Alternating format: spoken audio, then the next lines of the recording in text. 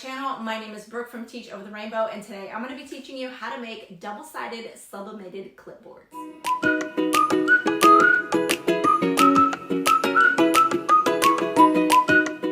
Everything that I'm going to be using today in this tutorial can be found in the description box below. Before I get started, make sure you hit that subscribe button and tap that notification bell if you like this video. Go ahead and give it a thumbs up and share because all the engagement helps. Let's get started. These Sublimation clipboards are available on my website under Crafter Blanks. It's also going to be linked in the description box below. They come in a pack of 10 with 10 low profile clips and hardware that you're going to install after you've sublimated on them. The clipboards come with a plastic protective coating on them to keep them from getting scratched during transit. You have to remove the plastic protective coating on both sides of the clipboard before you can sublimate it. Some people say you can put it in your heat press and press it for a few seconds to peel off the plastic. Please don't do that. Just take a little weeding tool, peel off the corner and peel off the plastic, and make sure you get it all off, because if you don't and then you go to press it, you're going to mess up the clipboard and it's a one and done type of thing. I'm going to show you how I set up all of my designs for easy and fast printing. And you can do it however you want, but this is how I do it. It's the easiest way. I use PowerPoint. I set my design for the size of my sublimation paper, which is 11 by 17. So all I'm doing is going to design and setting the slide to 11 by 17. If you need to slow down and pause and zoom in any parts of this video, you can. After I have my design slide set, I'm going to insert a rectangle. This rectangle is going to be the size of my printed image. You want your printed image to be slightly larger than the clipboard, so you don't have to worry about the sides of the clipboard being too close to the edge and not getting your image printed on the clipboard.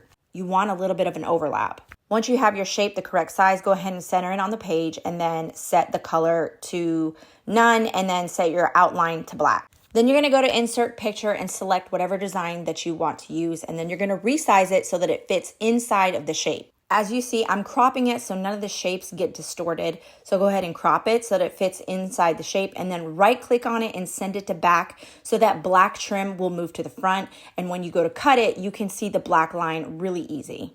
Having that black trim around the edge is especially important when you're printing lighter colored sublimation images, because the colors are already muted and it's hard to find the edge of your image when you're cutting it. Here comes the great part about using PowerPoint. When you're ready to add another design, all you're going to do is duplicate that slide, delete that image, and then insert your new image. So for example, I'm going to use this pencil design. I'm going to insert it back into that rectangle. I'm going to stretch it out and crop it so I'm not distorting the size. There are probably other programs that I could use to do this, but PowerPoint is so easy to use. This is why I just stick with what I know, and it's super simple, and I'm sharing it with you guys. So at this point, if you want to add a name or personalize the clipboard, you're just going to insert a text box and go ahead and put your font or whatever it is that you want to put on your clipboard, and then resize it so it fits across. Make sure you don't go too close to the edge, because again, you do have some overlap with this image and you don't want any of your words cut out. I have a Sawgrass 1000 printer, but regardless of whatever printer you have to make sure that you are using these settings. You need to be sure that before you select print, you have print current slide only. Otherwise, it's going to print every slide on your PowerPoint. You also need to make sure that the scale to fit paper is off and the high quality print is on.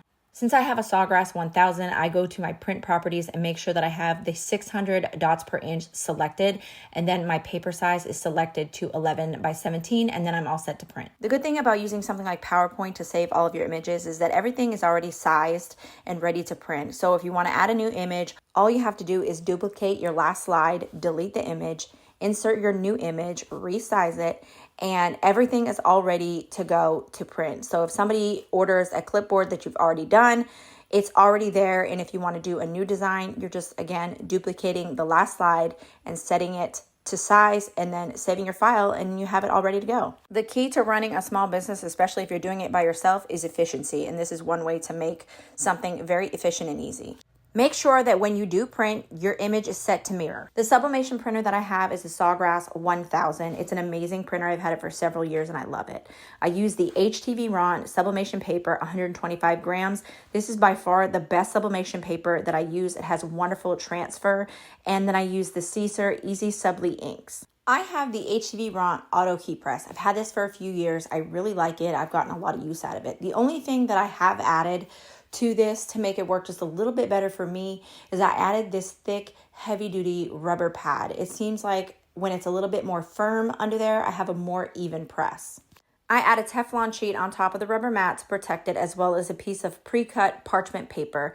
Remember, our image has overhang for our clipboard, so we don't want any of that sublimation ink getting on our Teflon sheet or our mat. I set my auto heat press for 385 and I press one side for 85 seconds. I really need you to understand that this is the settings that work best for my machine. Every machine is different. Your results are going to vary depending on the machine that you're using, the ink that you're using, the sublimation paper that you're using. There are a lot of variables when it comes to sublimation, so it's not a one-size-fits-all type of setting. While the heat press is warming up, you can go ahead and cut your sublimation paper. I only cut the top and the bottom because I use the excess paper on the sides to secure the clipboard with the heat tape.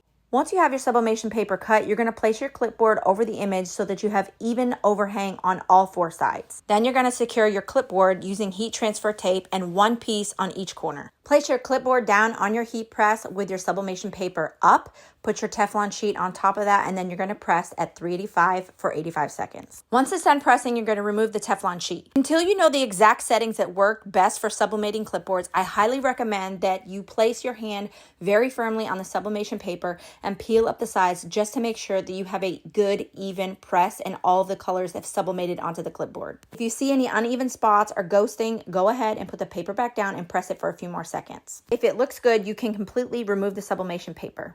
Using your heat-resistant glove, remove the clipboard from the heat press and lay it flat down on the counter with the image that just printed face up.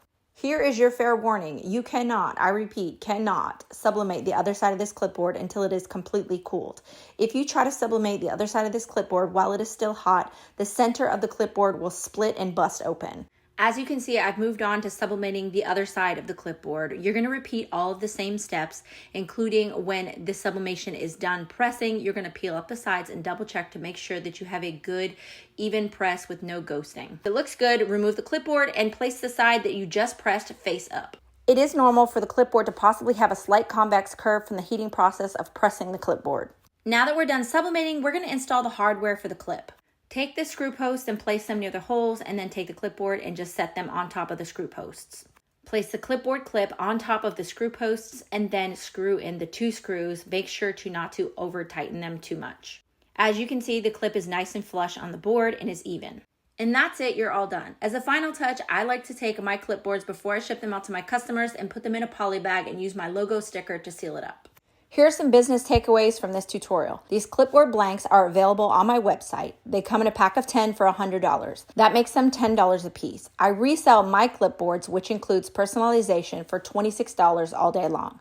That's a $16 profit for making an item that only takes a few minutes to make. You can also get a subscription on Creative Fabrica, which is linked in the description as well, for $9 a month to have access to endless designs and fonts, all of which come with a commercial license to make and resell products.